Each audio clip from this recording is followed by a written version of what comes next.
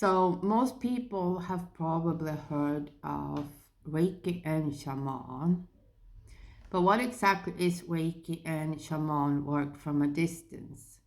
Usually people will either do Reiki only or shaman only, but then there are actually some of us who knows how to do both of these things. I am one of those people, so I am going to tell you a little bit more about these methods. Reiki is a form of energy healing originally from Japan.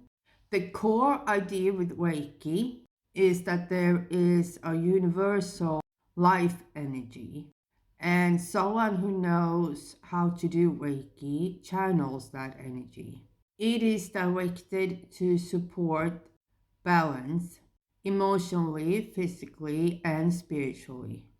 Distance Reiki specifically, most people who do this from a distance believe that energy is not limited by time or space. Using intentions, symbols, or visualization, you can send healing to someone who is not physically present. When someone does this from a distance, they focus on your name, your photo, or intention, enter a meditative state, and transmit energy towards you. And when they do that, you might feel calm, warmth, and tingling, emotional release, or just absolutely nothing, which is also common. It all depends on if you are actually capable of sensing energy or not. So, what is shamanic work, especially at a distance? Shamanic work is much older and more complex. A shaman is traditionally someone who enters altered state of consciousness, which is the same thing as trance, communicates with spirit realms, ancestors, or guides, works with healing on a soul spiritual level. But how do you do this from a distance? Well, without touching you physically, you can use different methods, such as a drum, for example, receive guidance, or perform healing on your behalf, soul retrieval, which is recovering lost parts of yourself, cord cutting, which is releasing energetic ties, but also spirit guidance.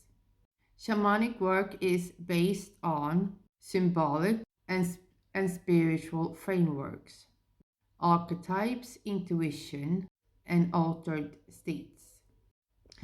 So, shamanic work is also spirit readings. Now, personally, I can do spirit readings in different methods. I can do readings like this on both living or deceased people. I can also do this on animals as well. And when I do this, I use my hands only. Or I can just focus on a specific name or a specific photo of the person itself and use my intuition only. Or I can use my hands only and do an exorcism, so to speak. I am fully capable of using my hands only to pull a spirit out of a photograph, both human or an animal, and do my reading. I have been able to do this for quite some time, and I am the only one in the world who can do it this way. I can also use this method using my hands only by pulling out bad spirits or bad entities from other people as well, cleansing them, so to speak.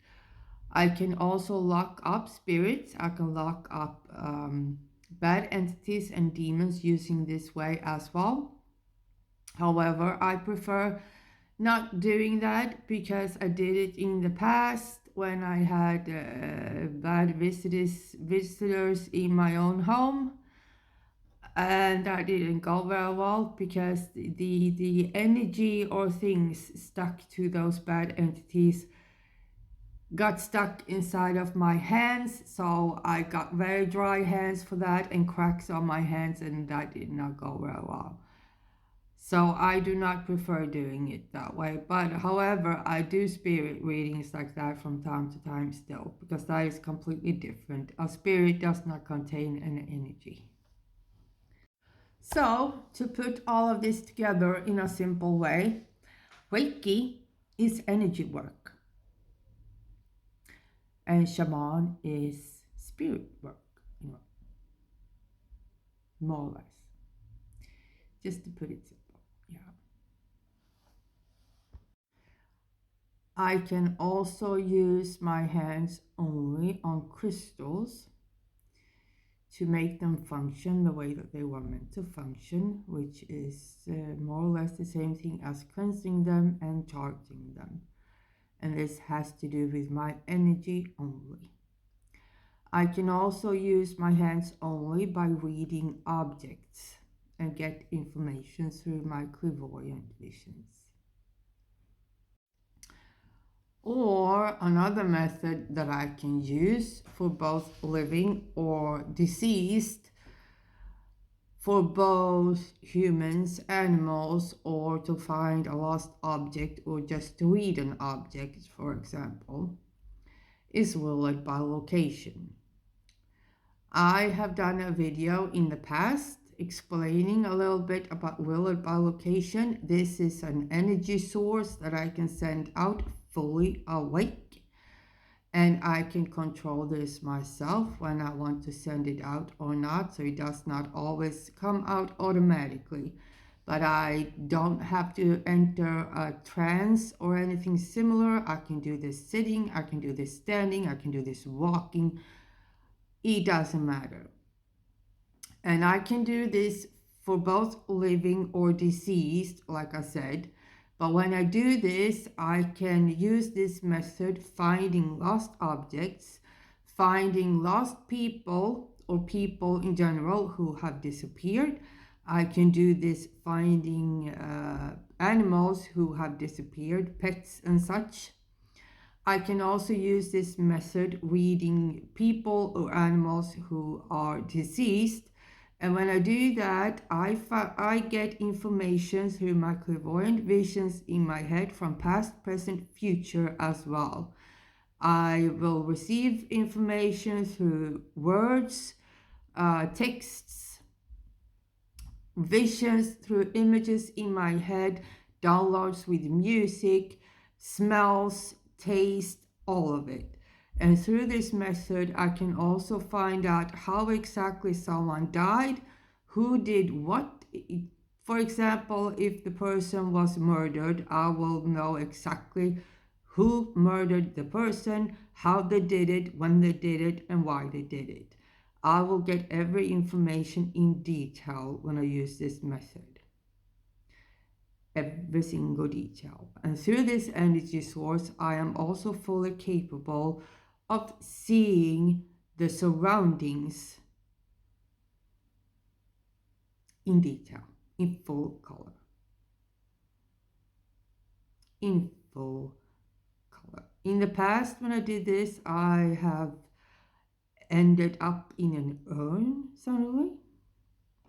I have been in a forest where a man unfortunately passed away, got lost and passed away after a plane crash.